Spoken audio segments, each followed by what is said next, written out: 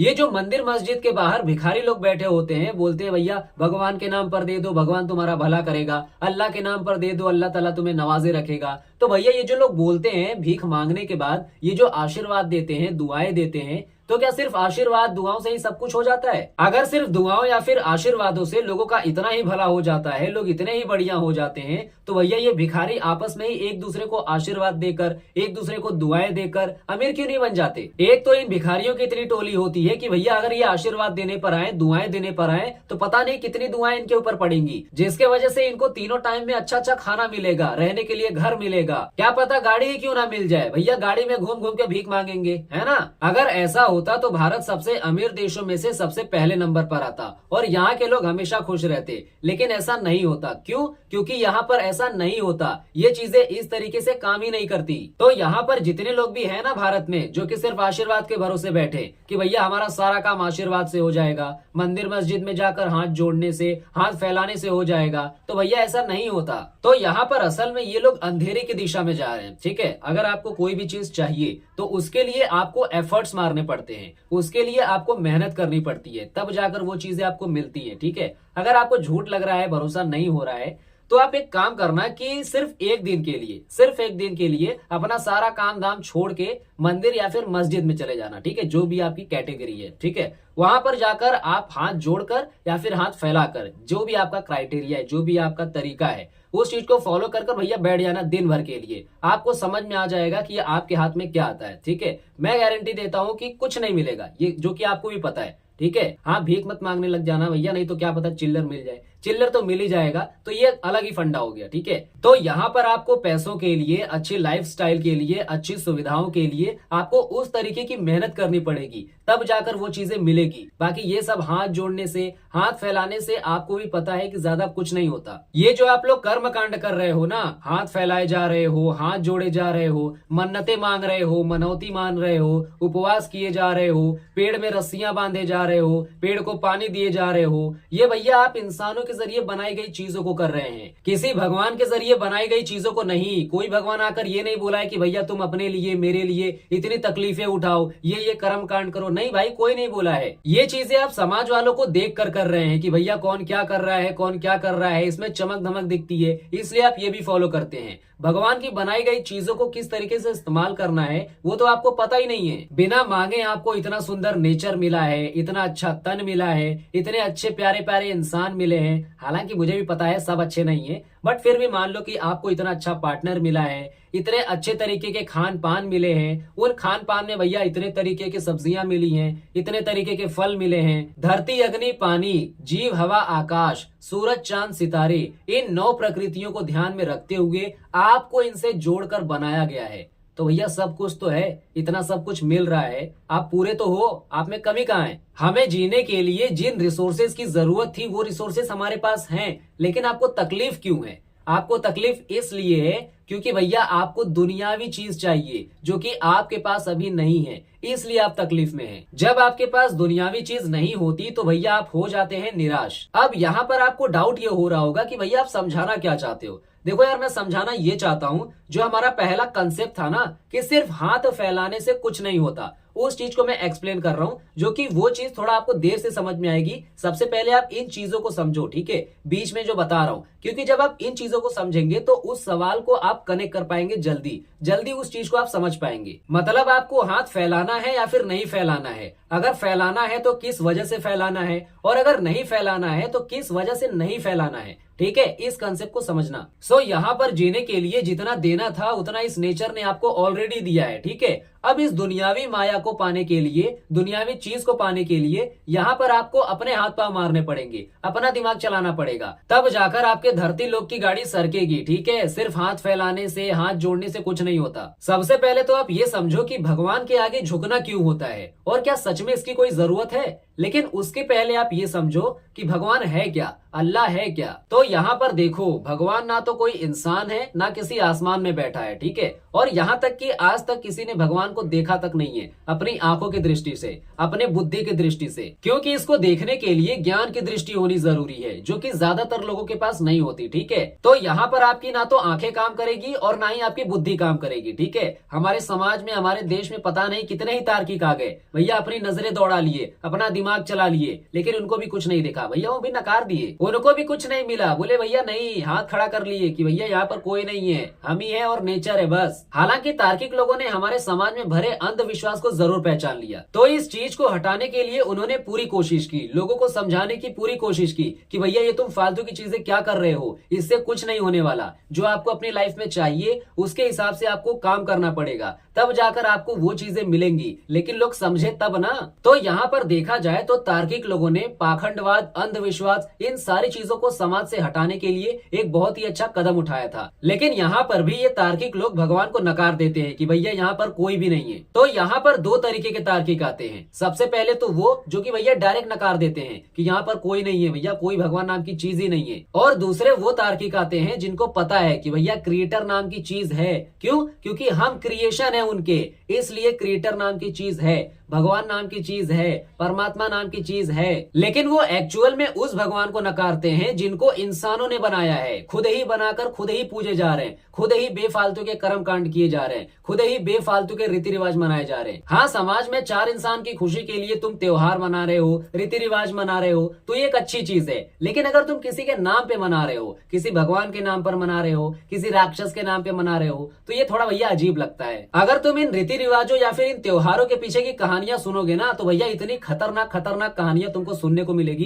कि तुम्हारा sense of humour ही इसको एक्सेप्ट नहीं करेगा, बोलेगा भैया ये तुम क्या सुना रहे हो, मुझे कुछ इस तरीके की कहानियां सुनाओ ताकि मेरा दिमाग इस चीज को एक्सेप्ट करे, माने उस चीज को। हाँ, एक बार को कछुए और खरगोश की कहानी को मान भी लेते हैं कि भैया चलो ठीक है, खरगोश ज्यादा तेज भागता है तो आगे जाके आराम करने लगा, सोचा रहेगा भैया वो बहुत ही ज्यादा पीछे रह गया तो थोड़ा आराम ही कर लेते हैं, इस चक्कर में वो ज्यादा ही सो गया कुछ, है ना, इसके वजह से वो कछुआ धीरे धीरे धीरे धीरे सरकते सरकते जीत गया। तो इस कहानी को हम मान भी सकते हैं, इसको हमारा दिमाग एक्सेप्ट भी कर लेगा। लेकिन भैया कुछ रियल लाइफ में कुछ इस तरीके की कहानी सुनाओ ताकि हम मान सके, ये नहीं कि उड़ने वाले ये हो गए, राक्षस वाले ये कहानी सुना रहे हो, ये इच्छाधारी नाग वाली कहानी सुना रहे हो, परी वाली कहानी सुना रहे हो, तो यार मानने लायक है ये, कुछ लॉजिक तो लगाओ। अगर तुम इन चीजों को लॉजिकली भी सोचना शुरू करोगे ना, तो भैया तुमको खुद पे यकीन नहीं आएगा कि भैया इस तरीके की कहानियां आज के समय में भी चल रही हैं। यहाँ पर तो ये अंधभक्त लोग अपना दिमाग लगाएंगे नहीं, और अगर कोई तार्किक आ गया, सामने वाला अपना दिमाग लगा रहा है, तो उसके ऊपर गोबर और मूत फेंक के मारेंगे कि भैया तू क्यों अपना दिमाग लगा रहा है। तो यहाँ पर ये तार्किक लोग अंधभक्तों को समझा समझा के थक गए, यहाँ तक कि अपनी जान तक गवा दी। लेकिन भैया इनको समझ में नहीं आता, इनके दिमाग में कुछ घुसता ही नहीं है, उल्टा ये इनको ही भगा देते हैं, बोलते भैया तुम्हारे लिए हमारे समाज में कोई जगह नहीं है। ठीक है,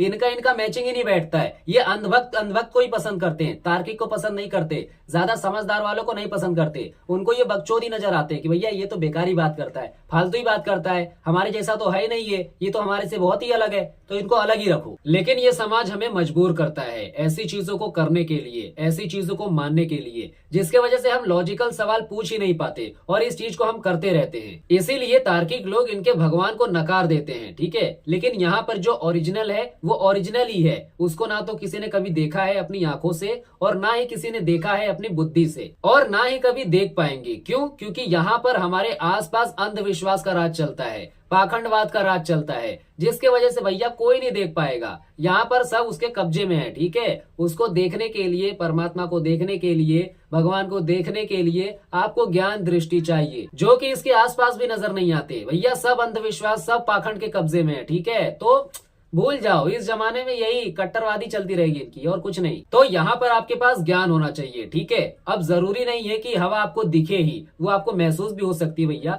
क्यों? क्योंकि वो आपके डायरेक्ट टच में है। हालांकि परमात्मा भी आपके डायरेक्ट टच में ही है, लेकिन आपको पता नहीं है। वो हमारे आसपास बिखरा पड़ा है, लेकिन हमें महसूस तक नहीं है। क्यों? क्योंकि हमारे पास ज्ञान नहीं है। तो यहाँ पर आपको परमात्मा को महसूस करने के लिए आपके पास ज्ञान दृष्टि होनी जरूरी है। ठीक है, जो कि आपको पर्टिकुलर कोई धार्मिक व्यक्ति नहीं देगा। क्यों? क्योंकि उसके पास ज्ञान ही नहीं है। वो सिर्फ धंधा कर रहे हैं, अपने ही धर्म के बारे में एक तरफा तारीफ करते रहेंगे, अपने ही इतिहास के बारे में सबको रटवाते रहेंगे, बाकी और कुछ नहीं। और दूसरों के धर्म के बारे में उल्टी सीधी बातें करते हैं, लोगों को मिस इन्फॉर्मेशन के जरिए गाइड करते हैं। क्यों? क्योंकि उनके पास पूरा ज्ञान ही नहीं होता। तो देखो, यहाँ पर आपको किसी के भी सामने झुकने की जरूरत नहीं है, किसी के सामने माथा टेकने की जरूरत नहीं है, किसी के सामने हाथ जोड़ने या फिर हाथ फैलाने की जरूरत नहीं है कि भाई मैं ऐसा क्यों हूँ, वैसा क्यों हूँ, मुझे तो वैसा होना चाहिए था बाकियों की तरह, इतने सब अच्छे हैं, मैं इतना बुरा क्यों हूँ, मेरी हाइट छोटी रह गई, मैं इतना लंबा हूँ, मैं काला हूँ, मैं गोरा हूँ, मैं मोटा हूँ, मैं पतला हूँ, मेरे पास गाड़ी नहीं है, बंगला नहीं है, एक हाथ नहीं है, एक पाँव नहीं है। आखिर क्यों ये सारी चीजें मेरे पास नहीं है? इस थॉट की वजह से आप झुक जाते हैं। आपको डर लगता है कि भैया अगर मैं झुक जाऊंगा तो शायद से मेरे पास ये सारी चीजें आ जाएंगी, शायद से कोई शक्ति ये मुझे दे देगी। तो इस डर के वजह से ज्यादातर लोग झुकना पसंद करते हैं, ज्यादातर लोग अपना माथा टेकते हैं, हाथ जोड़ते हैं, हाथ फैलाते हैं। हाँ, इससे तकलीफ तो हमें थोड़ी होती है, लेकिन भैया हम ज्यादा कुछ कर भी तो नहीं सकते। हमारे हाथ में जितना है, हमारे औकात में जितनी है, हम उतनी कोशिश कर सकते हैं। क्या कोशिश कर सकते हैं? तो यहाँ पर जब हमारी लाइफ में कोशिश नाम आता है तब यहाँ पर हाथ जोड़ने का कंसेप्ट ही नहीं आता, किसी के सामने झुकने का कंसेप्ट ही नहीं पैदा होता। तो भैया तुम क्यों कर रहे हो? ये करने से कुछ नहीं होता, ठीक है। जब आपके लाइफ में मेहनत है, जब आपको पता है कि कोई भी चीज कोशिश करने से मिलेगी, तो भैया झुकना क्यों है? अगर आप फाइनेंशियली स्टेबल नहीं है तो उसके लिए आपको मेहनत करनी पड़ेगी, उसके लिए आपको स्किल सीखनी पड़ेगी, तब जाकर आपको इंप्रूवमेंट करना पड़ेगा, उसके बाद आप फाइनेंशियली स्टेबल हो जाएंगे, जिसके वजह से यहाँ पर आपको गाड़ी बंगला मिलने के चांसेस ज्यादा बढ़ जाते हैं, ठीक है। अगर आप अपने हेल्थ से कमजोर हैं तो उसके लिए आप एक्सरसाइज कर सकते हैं। अगर आप पतले हैं तो भैया जिम जाओ या फिर घर पे अच्छा खाना खाओ। अगर आपकी हाइट छोटी है तो भैया वो तो जेनेटिक प्रॉब्लम है, या फिर आप थोड़े बहुत एक्सरसाइज से उसको बढ़ा सकते हो, ठीक है। अगर आपके पास हाथ नहीं है, पाँव नहीं है नेचुरली, तो उसके लिए भैया आप कुछ नहीं कर सकते, है ना। लेकिन जो चीजें आपको लगता है कि आप अपने मेहनत के जरिए उस चीज को हासिल कर सकते हैं, तो यहाँ पर आपको कोशिश करनी पड़ेगी, ठीक है। हाथ फैलाने की जरूरत नहीं है। आप जैसे हैं वैसे ही परफेक्ट हैं। आपके पास जो तन है, आपके पास जो मन है, और इन दोनों का इस्तेमाल करके आपके पास जो धन है, इन तीनों की इज्जत करनी है। समझ में आया? ये तीन मेन कैरेक्टर हैं आपकी अपनी लाइफ के। जिस शक्ति ने आपके तन को, आपके मन को शक्ति दी है, उनकी इज्जत करनी है। जिस नेचर के साथ आप जुड़े हैं, उनकी इज्जत करनी है। जिस शक्ति के जरिए आप चल रहे हैं, उनकी इज्जत करनी है। जिस शक्ति के जरिए ये पूरा ब्रह्मांड चल रहा है, जिनके कंट्रोल में सारी चीजें हो रही हैं, उन शक्ति की इज्जत करनी है ये एक ही, हजार नहीं है। यहाँ पर पूरा खानदान नहीं बैठा है, ठीक है। उसकी इज्जत करनी है, उस एक शक्ति की, जिसको परमात्मा बोला गया है, जिसको भगवान बोला गया है, अल्लाह बोला गया है, वाहेगुरु, जो भी बोला गया है। लेकिन कहाँ है ये परमात्मा कि हम इसकी इज्जत करें? किसे देखकर इज्जत करें? इतना महाभारत तो सुन लिया। तो यहाँ पर आपको एक ऐसे गुरु या फिर एक ऐसे संत महात्मा को खोजना पड़ेगा जो कि मंदिर मस्जिद दिखाने के बजाय आपको परमात्मा दिखाए, ठीक है। मंदिर मस्जिद आंखों की दृष्टि से दिखती हैं, लेकिन परमात्मा ज्ञान की दृष्टि से दिखेंगी। लेकिन यहाँ पर एक एक्सेप्शनल चीज है कि भैया आपको किसी भी पर्टिकुलर धार्मिक व्यक्ति के पास नहीं जाना है, ठीक है, क्योंकि वो पर्टिकुलर धर्म पे फोकस करेगा, सिर्फ अपने ही धर्म की बड़ाई करेगा। बाकी क्या है इंसान, वो कुछ नहीं समझता बाकियों को। वो इक्वेलिटी क्या होती है उसको पता ही नहीं है, सिर्फ अपने ग्रंथों के बारे में बोलेगा, सिर्फ अपनी ही तारीफ करेगा एक तरफा। बाकी दूसरे इंसान है, जानवर है, कुछ नहीं पता उसको। भले से वो चाहे कितनी भी बड़ी बातें क्यों न कर ले, कितना ही ज्ञान क्यों न दे ले, जब तक वो एक इंसान को दूसरे के साथ इक्वल का दर्जा नहीं देता, तब तक वो संत महात्मा नहीं कहलाएगा, तब तक वो पीर पैगंबर नहीं कहलाएगा। इस रूल को ध्यान में रखना, ठीक है। इसके हिसाब से आपको गुरु खोजना है, संत महात्मा खोजने हैं। जिस दिन आपको ये पता चलेगा ना, उस दिन आपका सारा डर खत्म हो जाएगा, सारा भय खत्म हो जाएगा, सारे अंधविश्वास खत्म हो जाएंगे, सारे जितने भी आपके बंधन थे सब टूट जाएंगे। मतलब डर भय वाले बंधन, ठीक है, रिश्ते वाले नहीं। नहीं तो भैया तुम कुछ भी समझ जाओ, रिश्ते ही खत्म हो जाए तुम्हारे, कोई बंदा निपट ही जाए। ऐसा नहीं भाई साहब, ये सब मत सोचो। फिर आपको ऐसा कभी नहीं लगेगा कि भैया अगर मंदिर नहीं जाऊंगा तो मेरे साथ ऐसा हो जाएगा, उपवास नहीं रखूंगा तो मेरा काम सफल नहीं होगा, अगर मैं कुछ चढ़ाऊंगा नहीं तो मेरे साथ ये हो जाएगा, ऐसा नहीं करूंगा तो मेरा कुछ बनेगा ही नहीं। भैया ऐसा होता है ना, बहुत लोग ऐसा सोचते। तो ये सारा चीज आपका खत्म हो जाएगा, ठीक है। अंदर से आप एकदम साफ हो जाओगे, सारे आपके अंधविश्वास खत्म हो जाएंगे। इन मामलों में हमारे देश में ज्यादातर महिलाएं इस चीज में आगे होती हैं। क्यों? क्योंकि उनको तो कुछ काम धंधा होता नहीं है, वो वर्क लाइफ में होती नहीं है। वो ज्यादातर जो औरतें हैं हमारे देश में, वो वर्क लाइफ से ना जुड़कर हाउस वाइफ होती हैं, जिसके वजह से इन मामलों में उनका दिमाग बहुत चलता है, ठीक है। सिर्फ घर पे बैठे बैठे प्रार्थनाएं करती रहती हैं, ये कर ले, वो कर ले, वहां पर मनौती मांग लेंगी, वहां पर उपवास करेंगी, पेड़ को पानी चढ़ाएंगी, पेड़ में रस्सियां बांधे जा रही हैं। क्यों? क्योंकि इनको ये चीजें अच्छी लगती हैं। क्यों? क्योंकि इसमें चमक धमक ज्यादा होती है, ठीक है। अपने आस पड़ोस में होते हुए ये चीजें देखती हैं, जिसके वजह से ये चीजें उनको भी अच्छी लगने लगती हैं, उनको और अच्छा लगने लगता है और ये चीजें सही भी लगने लगती हैं। वो भी भैया प्रार्थनाएं करना चालू करती हैं, ये मांगती हैं वो मांगती हैं, बाकी मिलता उनको कुछ भी नहीं है, ठीक है, और यही सच्चाई है। अब भैया यहाँ पर मांगने में तो सिर्फ भीख ही मिल सकती है और कुछ नहीं, है ना। क्योंकि जो महिला वर्क लाइफ से जुड़ी होती है, मतलब कहीं जॉब कर रही होती है या फिर कोई बिजनेस वुमेन होती है, तो वो अपने काम पर फोकस करती है, वो अपनी लाइफ में बिजी होती है, इन सारी चीजों पर वो फोकस ही नहीं करती भैया, उसको टाइम ही नहीं है ना। तो काम करते करते उसके पास आते हैं पैसे, उसके बाद उसी पैसों का इस्तेमाल करके उसको जो चाहिए अपनी लाइफ में वो लेती है, खरीदती है, इंजॉय करती है। किसी के सामने यहाँ पर अब हाथ फैलाने की जरूरत ही नहीं पड़ती है ना, माथा टेकने की जरूरत ही नहीं पड़ी। अब यहाँ पर मैं किसी की भक्ति की निंदा नहीं कर रहा हूँ, ठीक है, आपको भक्ति करनी है यह सच्ची बात है, करनी चाहिए, लेकिन भक्ति उसकी करनी चाहिए जिसके बारे में आपको पता हो कि भैया वो कौन है। तो यहाँ पर आपको जान के भक्ति करनी है कि आप किसकी भक्ति कर रहे हो। आप अगर बिना जाने में करोगे तो भैया उसको बोलते हैं अंधभक्ति, ठीक है, लेकिन अगर आप जान के कर रहे हो तब आप सही रास्ते पर हैं। इसीलिए ज्यादातर बाहर कंट्री की जो महिलाएं होती हैं वो पढ़ी लिखी होती हैं, वो कहीं ना कहीं जॉब करती हैं, कहीं ना कहीं बिजनेस करती हैं, तो मतलब वो अपनी लाइफ में हमेशा बिजी रहती हैं, जिसके वजह से भैया वो इनके ऊपर भरोसा करती नहीं है। क्यों? क्योंकि वो पढ़ाई लिखाई पर ज्यादा भरोसा करती हैं, काम पर भरोसा ज्यादा करती हैं, जिसके वजह से ये फालतू चीजें करना उनको पसंद नहीं है। और बहुत से लोगों को तो ये चीजें मालूम भी नहीं है जितने की भारत में ये सारी चीजें की जाती हैं, ठीक है। तो यहाँ पर जब वो जॉब करते हैं तब उनके पास आते हैं पैसे, जिसके वजह से वो अपनी लाइफ को एंजॉय करते हैं, ठीक है। तो यहाँ पर देखा जाए तो कहीं पर भी माथा टेकने का,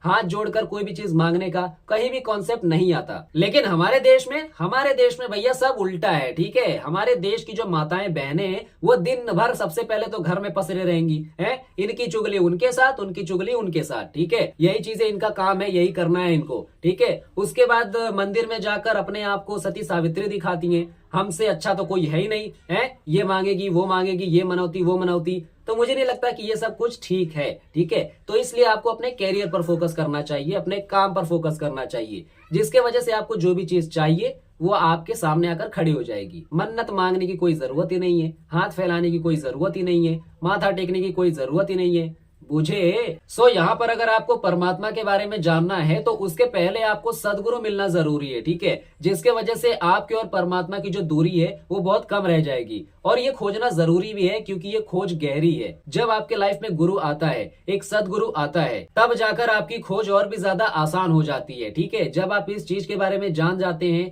तब आप तन मन धन हर जगह से सुखी हो जाते हैं। लेकिन यहाँ पर एक बात को ध्यान देना कि ये ज्ञान आपको किसी पर्टिकुलर धार्मिक गुरु से नहीं मिलने वाला, ठीक है, तो इसकी उम्मीद भी नहीं करना। वो हमेशा एक तरफा ही बातें करेंगे, सिर्फ जात पात धर्म इनके भेदभाव में ही बातें करेंगे, ठीक है, लोगों को टारगेट करेंगे, पर्टिकुलर जात पात के लोगों को टारगेट करेंगे, पर्टिकुलर धर्म के लोगों को टारगेट करेंगे अपना धंधा चलाने के लिए, ठीक है। यहाँ पर इक्वालिटी की वैल्यू एकदम जीरो है, एक इंसान की कदर 0/सन्नाटा दूसरे इंसान के कदर के बराबर है, ठीक है। तो यहाँ पर इस चीज को समझो। ये तो खुद ही बेतुकी बातें करते हैं, इलॉजिकल कहानियां चिपकाते रहते हैं, इस तरीके की कहानियां सुनाएंगे कि भैया इनके सामने तुम्हारा ही सेंस ऑफ ह्यूमर काम नहीं करेगा, ठीक है। अगर तुम इनसे कुछ सवाल भी पूछोगे ना कि बाबा ये कैसे, वो कैसे, ऐसे कैसे हुआ, वैसे कैसे हुआ, तो ये कुछ भी बक देंगे। इनके पास भैया पूरी तरीके से इन्फॉर्मेशन ही नहीं होती, ये इतिहास के पन्नों से कुछ भी उठाकर आपको चिपका देंगे, ठीक है। अब यहाँ पर कोई आम इंसान इतिहास पढ़ने तो जाएगा नहीं, खोलकर किताब तो पढ़ेगा नहीं, है। ऐसे ही बहुत से पता नहीं कितने बाबा पड़े हैं मार्केट में,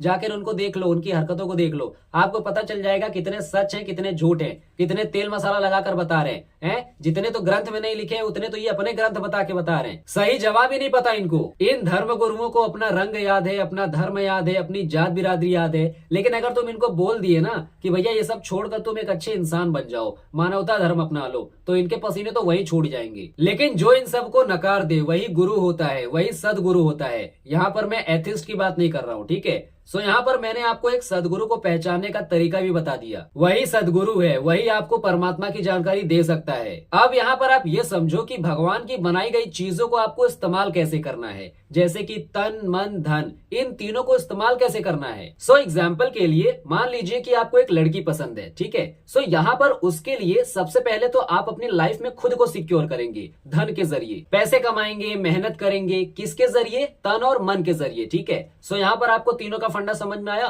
कि तन मन और धन किस तरीके से काम करते हैं। सो यहाँ पर जब आप अपने आप को और अपने फ्यूचर को सिक्योर कर लेते हैं तब ये पूरा होता है आपका पहला लेवल। उसके बाद आप उसको बताते हैं कि वो आपको पसंद है, आप उसको पसंद है। जब ये चीजें कंफर्म हो जाती हैं तो यहाँ पर दूसरा लेवल पूरा होता है। उसके बाद आप अपने पेरेंट्स से बात करेंगे। अगर यहाँ पर भी बातें फाइनल हो जाती हैं, चीजें कंफर्म हो जाती हैं, तो ये तीसरा लेवल पूरा हो जाता है। और अगर आपकी शादी हो जाती है तो ये चौथा लेवल पूरा हो जाता है। ठीक है, तो यहाँ पर देखा जाए तो आपने अपने हाथ पांव मारे, ठीक है, आपकी यहाँ पर मेहनत लगी, आपके यहाँ पर एफर्ट्स लगे, तब जाकर वो चीजें आपको मिली, आपकी वो चीजें पूरी हुई। ठीक है, अगर आप सिर्फ हाथ पर हाथ रख के बैठते तो भैया कुछ नहीं होता। ठीक है, कुछ भी नहीं मिलता। और अगर मंदिर में जाकर हाथ जोड़ते, मस्जिद में जाकर हाथ फैलाते तो भी कुछ नहीं होता। ठीक है, बैठे बिठाए सारी चीजें नहीं मिलती, जो कि आपको भी पता है। जब आप इसके लिए एफर्ट्स डालेंगे तब जाकर आपका काम पूरा होगा। तो भैया ये धरती कर्म भूमि है, यहाँ पर जो आप करेंगे वही चीजें आपको मिलेगी। ठीक है, अगर आप पढ़ाई करेंगे तभी जाकर आपको रिजल्ट मिलेगा,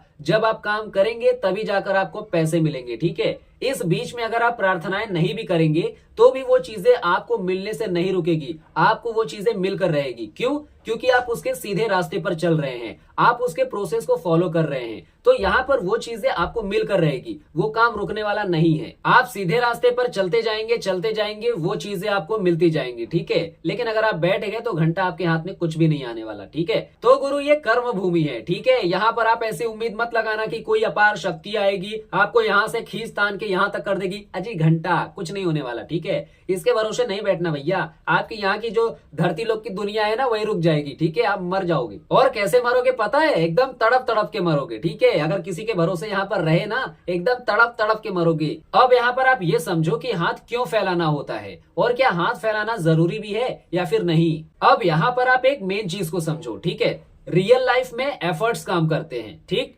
उस एफर्ट में एनर्जी काम करती है। ठीक, उस एनर्जी के जरिए परमात्मा काम करता है। समझ में आया? आई होप आपको समझ में आ रहा होगा। अब यहाँ पर जो तार्किक होते हैं, 24 कैरेट वाले, 22 कैरेट वाले भी नहीं, ठीक है, उन्होंने परमात्मा को नहीं नकारा। यहाँ पर ये जो तार्किक होते हैं वो एक तरफ तार्किक तो होते ही हैं, लेकिन ये दूसरी तरफ संत महात्मा भी होते हैं। अब तार्किक क्यों और संत महात्मा क्यों? तो तार्किक इसलिए क्योंकि ये पाखंडवाद से दूर रहते हैं, अंधविश्वास को समाज से हटाते हैं, ये अच्छे कदम उठाते हैं, इसलिए ये तार्किक हैं। और संत महात्मा क्यों? क्योंकि ये परमात्मा को जानते हैं, उसका ज्ञान है, इसलिए ये संत महात्मा भी होते हैं। तो ये परमात्मा को नहीं नकारते, ये आपके जरिए बनाए गए भगवानों को नकारते हैं। खुद ही चर्च बना लिए, खुद ही गुरुद्वारे बना लिए, खुद ही मस्जिदें बना लिए, खुद ही मंदिरें बना लिए, और उन मंदिरों में पता नहीं कितने तरीके की मूर्तियां बना रहे हैं। देवियों की मूर्तियां अलग, देवों की मूर्तियां अलग, लक्ष्मियों की मूर्तियां अलग, भगवानों की मूर्तियां अलग, राक्षसों की मूर्तियां अलग, है ना। और उन मूर्तियों के पीछे पता नहीं कितनी ही लॉजिकल कहानियां बनाई है, जिसके सामने तो भैया इंसानी खोपड़ा भी अपने सेंस ऑफ ह्यूमर को जवाब दे देता है। अगर इन धार्मिक लोगों से कुछ सवाल पूछ लिया जाए ना, या तो इनका मुंह ही बंद हो जाएगा, या तो ये गुस्सा ही जाएंगे, या तो ये मारपीट पर ही उतर आएंगे, लेकिन ये सच्चाई को नहीं एक्सेप्ट करेंगे भैया। ठीक है, ये चीजें कहां से हुई, कैसे आई, ये चीजें जानने की कोशिश नहीं करेंगे। और अगर तुम इनको सच्चाई दिखाओगे तो तुमको सबसे पहले ये समाज से उठा के फेंकेंगे बाहर। ठीक है, सच्चाई शब्द सुनकर भैया इनके अंदर तहलका मचने लगता है ना। किसी भगवान के कितने सिर हैं, किसी भगवान के कितने हाथ हैं, किसी भगवान के कितने आंख है, किसी भगवान को शरीर के मैल से बनाया जा रहा है, किसी भगवान को मिट्टी से बनाकर बाद में उसके अंदर शक्तियां भरी जा रही हैं। बताओ, किसी भगवान का ओरिजिनल सर हटाकर भैया जानवर का सर लगाया जा रहा है। इतने छोटे शरीर पर इतने बड़े जानवर का सर फिट भी हो जा रहा है। बताओ, पता नहीं उस जमाने में ऐसा कौन सा गम निकला था। अब बहुत से लोग मुझ पर क्रोधित होंगे कि अरे मूर्ख मानव, तुझे क्या पता, वो भगवान थे, उनके पास शक्तियां थी, बाहर से शक्तियां भर के उनको जिंदा किया जा रहा है। अरे भैया, जन्म अंदर से होता है, पेट के अंदर से। बाहर कौन सा ऐसा मैकेनिज्म बना था उस टाइम पे? ऐसा कौन सा मशीन का निर्माण हो गया था कि बाहर से जन्म दे रहा है? किसी का शेर सवारी है, किसी का गाय सवारी है, किसी का चील, कबूतर, आनर बानर, हाथी, घोड़े, सब सवारी है। घोड़ा नहीं है क्या भाई साहब? वैसे बहुत तेज भागता है वो, उसकी सवारी नहीं मिली रहेगी, कोई बात नहीं, आगे कोई मिलेगा तो बाद में उसको कोई बैठा देंगे, अगले इतिहास में उसको छाप देंगे। ठीक है, किसी का चूहा सवारी है, किसी का छछुंदर का मॉडल तो कभी सुना नहीं है, आया नहीं है, इसका भी अगले इतिहास में छाप देंगे। क्यों? कोई पहाड़ उठा ले रहा है, कोई सूरज को आम समझ के खाने चला है। अरे भाई साहब, आलू भंटे की बात नहीं हो रही है जो गप्पे खाने चले हैं, सूरज की बात हो रही है, सूरज की। ठीक है, 109 गुना धरती से बड़ा है वो। ठीक है, सब्जी तरकारी समाज की बात नहीं हो रही है, ये ग्रह समाज की बात हो रही है। अरे भैया, उनके जात बिरादरी वाले को खराब लग जाएगी बात, बेइज्जती महसूस करेंगे यार। कुछ तो शर्म करो। तुम मतलब कुछ भी समझ ले रहे हो भैया, तुमको कहाँ से ये लॉजिकल बातें लग रही हैं, कहाँ से तुम्हारा कौन सा सेंस इसको एक्सेप्ट कर रहा है। अब ये मत बोलने लग जाना कि उनके पास ऐसी खतरनाक खतरनाक शक्तियां थी, वो ये कर लेते थे वो कर लेते थे। क्यों? क्योंकि वो भगवान थे, उनके पास शक्तियां थी। बस तुम्हारे पास और कुछ नहीं रह गया बोलने को, तो बस तुम्हारे झोले में अब शक्तियां ही बची हैं। अब उसी का इस्तेमाल करो तुम अपने आप को डिफेंड करने के लिए। फिर वही बात करते हो यार, इतने सारे हाथ थे, इतने सारे कपार थे, कुछ भी यार। अब ये सब बातें धार्मिक लोगों को खराब लग रही होंगी, ठीक है, लेकिन यार तुम इस चीज को सिर्फ नॉर्मली सोच के देखो, तुमको ये चीजें खुद समझ में आ जाएंगी, ठीक है। इसलिए ये धार्मिक लोग नास्तिकों से नफरत करते हैं। क्यों? क्योंकि ये जो नास्तिक होते हैं वो लॉजिकली चीजों को लेकर चलते हैं, लेकिन ये धार्मिक लोग बिना कुछ देखे बिना कुछ सोचे करते हैं, ठीक है। जो बंदा कोई कुछ बोल रहा है उसको बिना सोचे समझे फॉलो करना चालू कर देंगे, उसको मानना चालू कर देंगे, ठीक है। इसलिए ये धार्मिक लोग नास्तिकों से नफरत करते हैं, उनको अपने समाज में रहना पसंद नहीं करते, ठीक है। वो बोलते भैया ये किस तरीके का आदमी है, ये तो हमारे से मैचिंग नहीं कर रहा है, ये उस तरीके की बातें करता है, इस तरीके की बातें करता है। सो यहाँ पर अगर आप सवाल करते हैं, चीजों को जानने की कोशिश करते हैं, तो आपके आधे से सवाल तो यही साफ हो जाएंगे। भक्ति करना गलत नहीं है, किसकी भक्ति कर रहे हो ये जानकर अगर कर रहे हो तब वो भक्ति कहलाती है, नहीं तो अंधभक्ति कहलाती है। जानो उसको, पूजो उसको जिसने इस पूरे जहां को बनाया है, आपको बनाया है, इन जीव जंतुओं को बनाया है, इस पूरे ब्रह्मांड को बनाया है। उसको नहीं पूजना है जिसको तुमने बनाया है। हम तुच्छ से प्राणी इतने बड़े ब्रह्मांड को रचने वाले को बनाएंगे, इनको आकार देंगे जो निराकार है, जिसको आज तक किसी ने देखा तक नहीं है, उसको हम बनाएंगे। तो भैया रियलिटी में आओ, ठीक है। ये सब मनगढ़ंत चीजें से बाहर निकलो, चीजों को समझो, ठीक है। तो हमें इसका शुक्र करना है, इस नेचर का, इस परमात्मा का, इस तन का, इस मन का, और इन दोनों का इस्तेमाल करके जो आपने धन कमाया है उसकी इज्जत करनी है। फिर चाहे आप मंदिर के अंदर कितना ही हाथ पैर मार लो, मस्जिद के अंदर कितना ही हाथ पैर मार लो, तो भैया ऐसा कुछ नहीं होता, ठीक है। अगर सिर्फ मांगने से ही मिलता तो आज के समय में गरीब सबसे ज्यादा अमीर होता, ठीक है। इस बात को ध्यान में रखते हुए आपको अपना अगला कदम उठाना है। परमात्मा की एनर्जी आपके साथ हमेशा है। क्यों? क्योंकि आप ही एक एनर्जी है शरीर रूपी में, ठीक है। तो यहाँ पर जब तक आपकी सांसें चल रही हैं तब तक आप सब कुछ है। सो आई होप आपको ये सारी चीजें अच्छे तरीके से समझ में आई रहेंगी, ठीक है। बाकी हमारा यहाँ पर वीडियो एंड होता है, फिर मिलते हैं हम नेक्स्ट वीडियो में। तब तक आप हंसते रहिए, खेलते रहिए और मुस्कुराते रहिए।